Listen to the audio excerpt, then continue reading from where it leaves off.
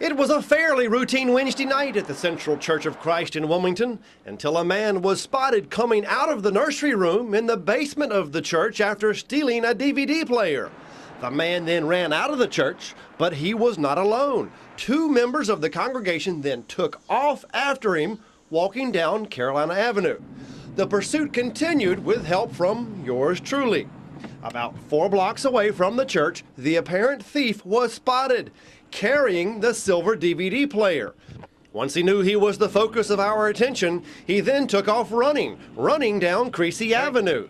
The man made a quick left onto 21st Street. He kept running and then veered left down an alleyway. Hey, stop! Wilmington police were called to the Central Church of Christ with a service going on behind the closed doors. Police would like your help if you can help identify the man in this video. In turn, the church just might be able to get back their DVD player. And do you know where Benson is? No. Have you ever heard of Benson? No. Oh, you have never heard of Benson? No. It's the first time I'm in North Carolina, so I only know Wilmington and Raleigh. Jurgen Burning is not alone. Benson is located in Johnston County. It's about 90 minutes north of Wilmington, and it's fairly close to the Interstate 40, Interstate 95 intersection.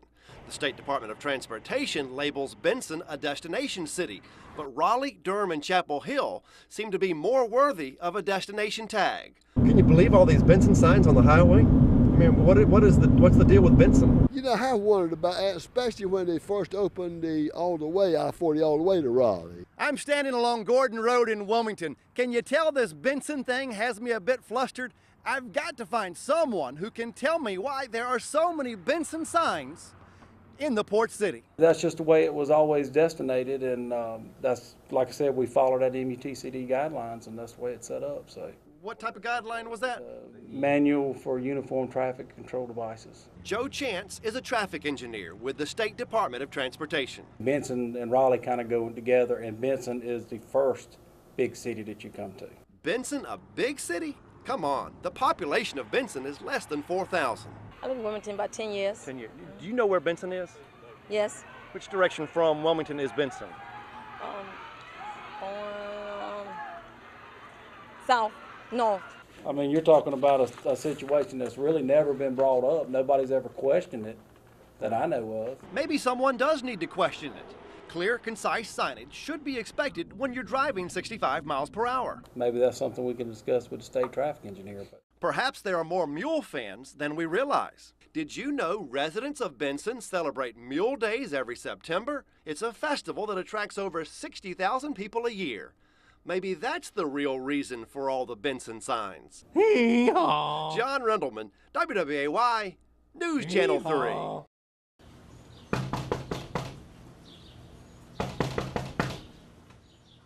Hi, I'm John with News Channel 3. I am not a census worker, but the next time you hear someone knock on your door, it may be a census worker, even though you've returned your census form. Dorothy Pastis lives in Wrightsville Beach. She received an unexpected visit from a Census Bureau worker Wednesday afternoon. I've already turned in my census form. I did that in February. By filling out her census form on time, Dorothy Pastis felt like she was performing her patriotic duty. I said, well, I don't need to talk to you because I've already sent it in. And he said, well, this is special. We're having to do this to get all the information. I said, what information is it that you need? He said, well, we need your name and your telephone number and how many people live in your house. As it turns out, Dorothy Pastis is special. The local census office manager told me the Bureau has to follow up on a small percentage of the returned census forms. They call it a double-check procedure. I was assured there's no need for Dorothy to be alarmed or anyone else who receives a follow-up phone call or personal visit. I feel that they are not doing their work properly and that they're wasting our tax dollars. Coincidentally, Dorothy Pastis used to work for the government. She worked for the U.S. Senate for 23 years in Washington, D.C. The whole process was not professionally done. And this is not to disparage the man who came over here. He was just trying to do his job. And in 10 more years, we get to go through all of this again. From Wrightsville Beach, John Rendleman, WWAY, News Channel 3. If you know anything about this part of Pender County, you know the Black River Mini Mart is the place to be. Well, it was closed on Tuesday and closed for a good reason. In fact, right now I'm going to take you through a progression of how things changed around these parts from Monday to Tuesday. This was a portion of Morgan Road on Monday. Could not even think about getting to this part of the road on Tuesday. The intersection of Morgan and Highway 210 was dry as could be on Monday. Look at how much water it had on Tuesday, though, and it's all due to the aftermath of Hurricane Matthew. All those little rivers emptying and flooding down here and all skirting toward leaves us in a bad way. I mean, they've all got to come here, and when they start emptying in, of course, it's going to get worse before it gets better. This part of Highway 210 on Monday was dry as could be. Not that way on Tuesday. These drivers were some of the last to pass through around 3 o'clock. Highway Patrol shut it down, and for good reason, about an hour later. Berkeley Pridgeon has an eye on the situation. They say the water is rising about 3 inches an hour or a little bit better. It's coming from above. We're getting all that water from above coming this way. It takes a right good bit to make it flood, but once it starts, it seems like it comes on out fast. And this is the Black River. It's a tributary of the Cape Fear River. The Black River is about 50 miles long, and it flows southeast through Pender County and joins the Cape Fear about 10 miles north of Wilmington. Reporting from the basin of the Black River in Pender County, John Rendleman, WWAY, News Channel 3. When you were born in a poor family, it's really hard. And poor is an understatement for 24-year-old Rain Zarems. He's one of 11 children. He grew up dirt poor an hour outside of Jakarta, Indonesia. When I was 3 to 4 years old, I had to work, and then my job was to go to the golf course and went to the jungle finding the balls and dove into the dirty rivers. Rain sold the golf balls he found back to the members at a club in Indonesia. Wilmington's Jean-Louis Guillou is one of the members. They looked okay from the outside, but they're pretty much snake infested. We're in Indonesia, we're in the tropics, there's snake paradise. You wouldn't get me close to that water, but at age 3 or 4, he was diving into there trying to find balls to pay for dinner. Eventually, Rain decided to do more with golf than just hunt for lost balls. I started playing golf on the soccer field, and I made my own golf club from the branch of that tree. Rain taught himself how to play golf with real clubs that Jean-Louis Guillou bought for him. And it was Guillou who essentially saved the Indonesian from a world of poverty. If you can change the life of one person, why not? Jean-Louis had said to me, this is a really good kid. I can't save the world, but maybe I can give one kid a life. I said, that's a nice idea, Jean-Louis. Little did I know that I was going to have a new son. That's because Rain left Indonesia in the spring of 2013, heading straight to Wilmington to live with the Guillou family at the country club of Landfall. When I got here for the first time, summer 2013, my English was terrible. How bad was it? Really bad. When he arrived, the first thing we did was call Cape Fear Community College. And their director of sports and their golf coach came out, played 3 holes with him and said, done deal.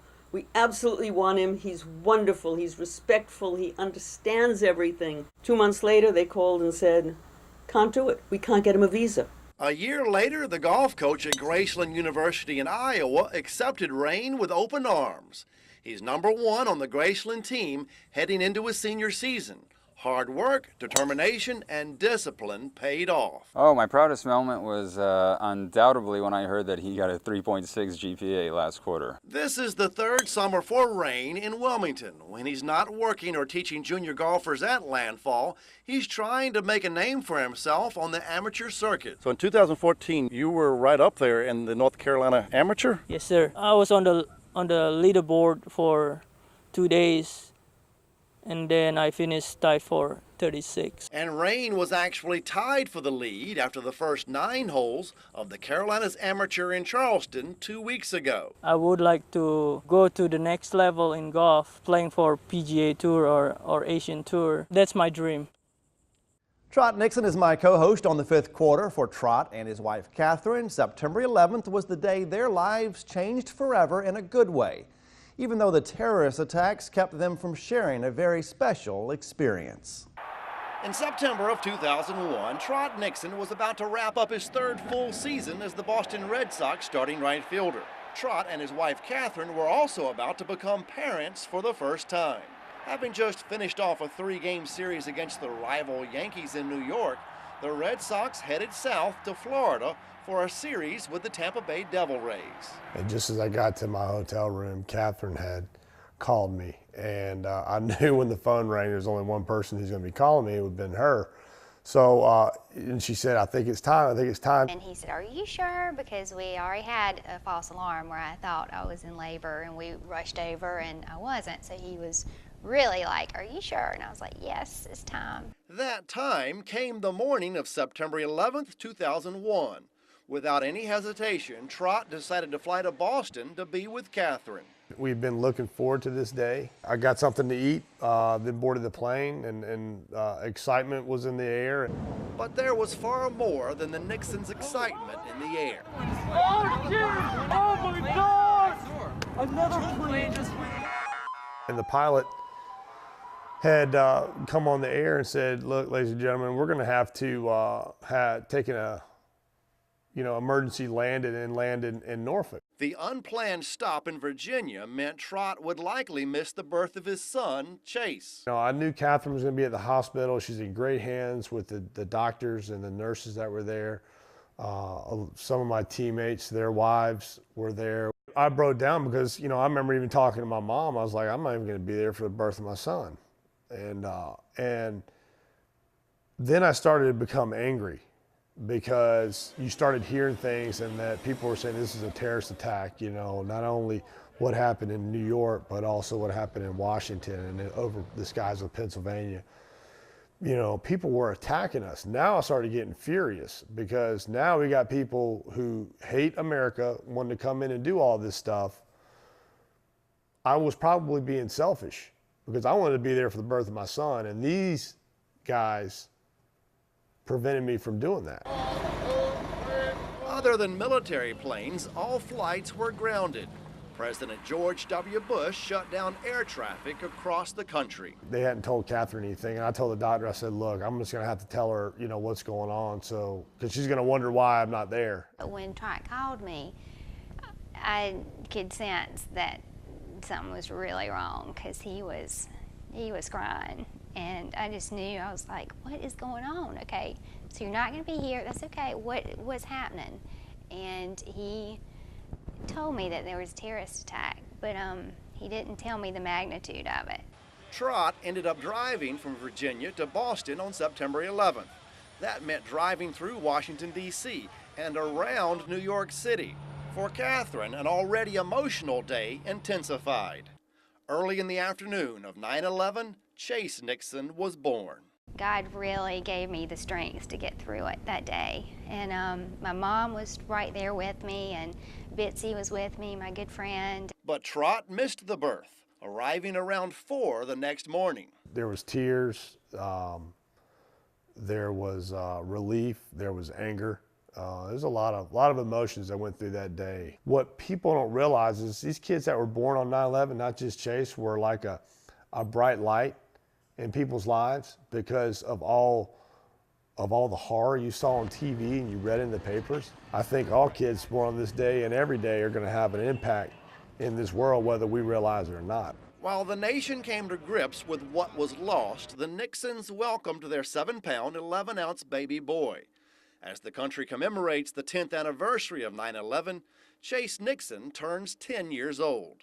And just recently, we've talked to Chase about it because I kind of wanted him to ask us what really happened on that day and what we've done about it as a country. It was hard to tell him, but it just, him knowing that he's very special and such a gift made all the difference. A lot of people have asked us, do you think he's going to feel like, why did this happen to me on my birthday, this, that, and the other. But Chase, if you know him, you realize that'd be the last thing he'd ever think about. So he's a great kid, and he plays well with others. He loves sports, and good kid in school. We're very blessed. Yeah, absolutely. Chase Nixon made a grand entrance into the world 10 years ago. And this is Chase today, now a big brother. Luke will be 7 years old soon. His nickname is Lukey Charms because the Boston Red Sox won the World Series 4 weeks after his birth. For the Nixons, 9/11 has a dual meaning. They even have a few reminders in their Wilmington home about this important day in our country's history. One of my favorite gifts that a friend gave to Chase a couple weeks after he was born was just this little firefighter, and it was just a precious little toy, but it was a little firefighter, and it just made you just think of those who had risked their lives and had done that for us. It woke some of us up to saying, hey, you know what, this is our home, this is our, our country, and I'm very proud and blessed to be here. Typically, Kirsten Gutierrez reports on other people's stories. Well, this one is about her, a big oak tree, and a cute little 1-year-old tortoise. On Saturday, WWAY News Channel 3 reporter Kirsten Gutierrez reported on Hurricane Matthew from Southport. And the lights seem to have gone out around me right now. Reporting on other people's damages and power outages, and the last thing I expected was to ever get a call that my house had a tree on it and half my room was gone. Even though a huge scrub oak tree ripped off the entire closet and portion of one side of Kirsten's house, Tuck the tortoise survived. He survived the hurricane all by himself. Yes, if he was upstairs in my room, he would have 100% been gone, but thankfully he was downstairs. So when my roommate called me, she's in Raleigh, so no one was here, and my first question to myself was, oh my goodness, is Tuck okay? And so I made her call our neighbor and make him go check on the turtle. This is the most famous turtle in Wilmington, North Carolina.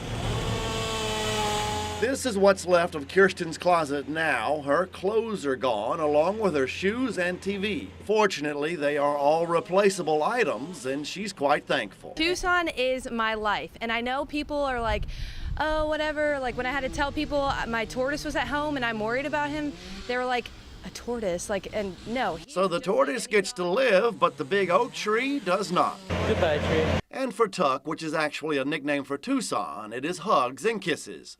John Rendleman, WWAY News Channel 3.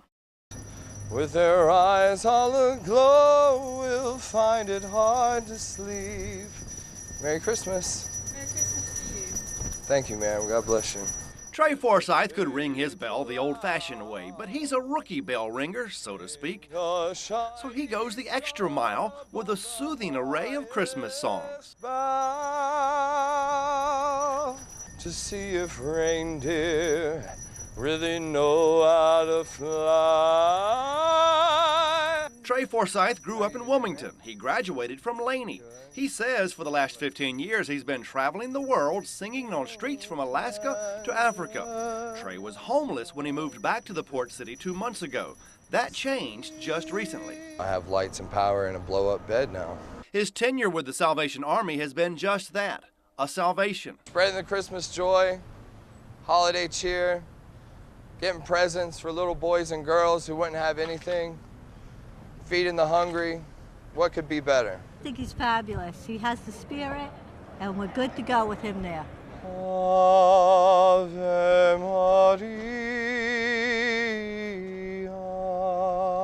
Trey, you have got a wonderful voice, my friend, but you know what? I think you and I should do a duet. What do you think? I think that'd be great. We wish you a Merry Christmas. We wish you a Merry Christmas. We wish you a Merry Christmas and a Happy New Year.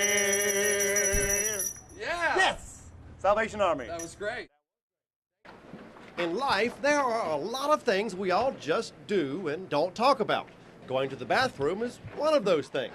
Now, most of you probably have your own little ritual. It may even include your shoes.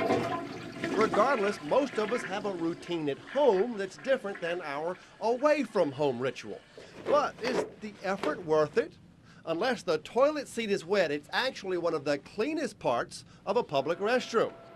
I know you probably think I'm crazy, but Larry Grimsley, a public health nurse at the New Hanover County Health Department, says public sinks tend to be more infested with bacteria than toilet seats. People go to the bathroom and, use the bathroom, and then they go wash their hands. They're actually touching the faucet itself and everything, and to turn the water on. If I wash my hands, I guess my biggest mistake would then be, grabbing a door to then leave to get out of the bathroom? Exactly. Proper hand washing means that you use soap and water for 15 to 20 seconds. You dry your hands. You actually take a clean paper towel to turn the faucet off, and then you want to use a paper towel to actually open the door. So it's always a good idea that there's a trash can right at the door as you exit, so you can open the door and throw the paper towel away. And how many times do we see a trash can right at the door? It's very few that you see that. And you're saying wash your hands 15 to 20 seconds, but 9 times out of 10, it's cold water. Does that make a difference?